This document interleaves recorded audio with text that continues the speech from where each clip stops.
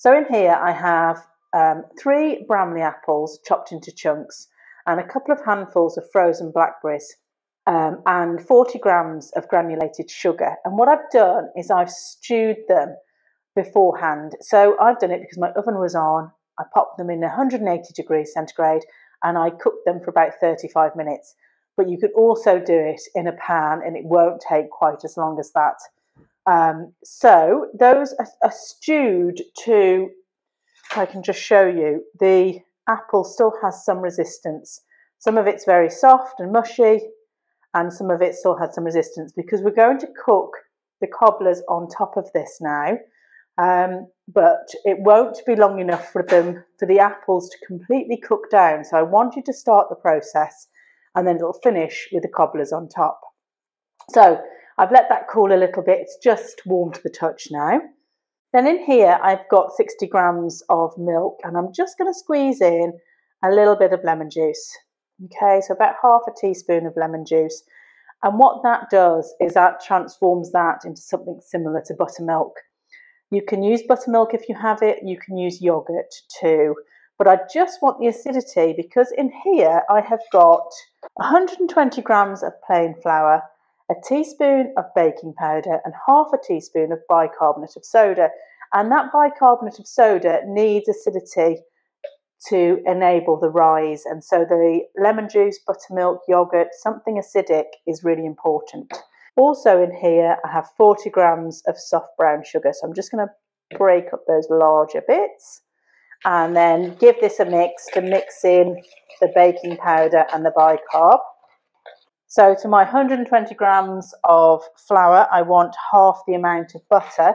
So I've got 60 grams of butter, unsalted, cut into cubes there. And then I'm just going to rub it in.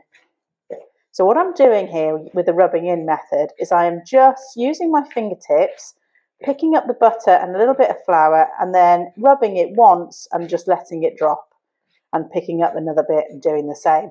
And it does take a while, but you just keep going until the butter is mixed well and rubbed in to the flour mix and sugar mixture.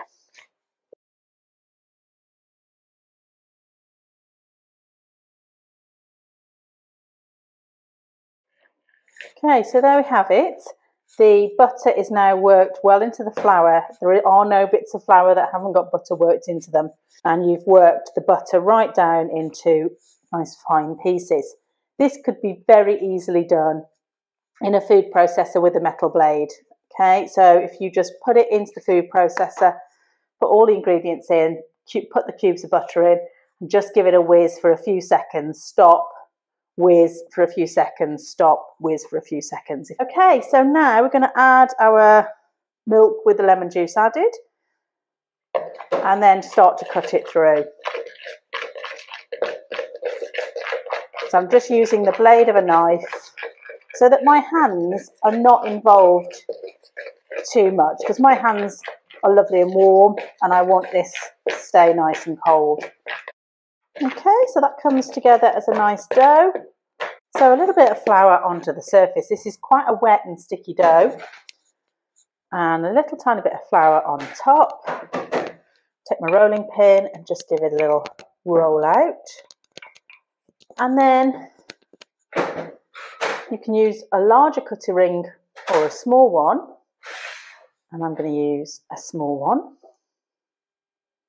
Just cut scones, or as they're known in the US, biscuits, out of the dough and pop them on top of this stewed fruit mixture. Okay, I'm just going to roll these up again.